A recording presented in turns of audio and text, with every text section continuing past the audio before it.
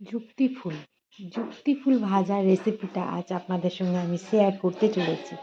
এই দেখুন যুক্তি ফুল।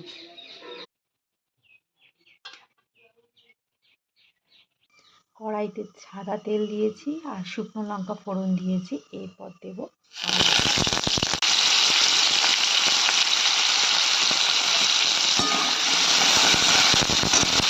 এরপর সামান্য হলুদ আর একটু নুন দিয়ে আলুটাকে ভেজে নেব। আলুটা ভাজা ভাজা হয়ে গেছে, এবার আমি যুক্তি ফুলগুলো দিয়ে দেবো।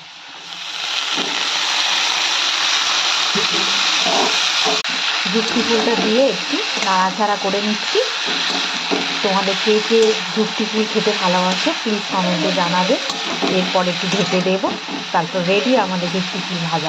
রেডি আজকের আমাদের সহজ যুক্তি ফুল রেসিপি একটা।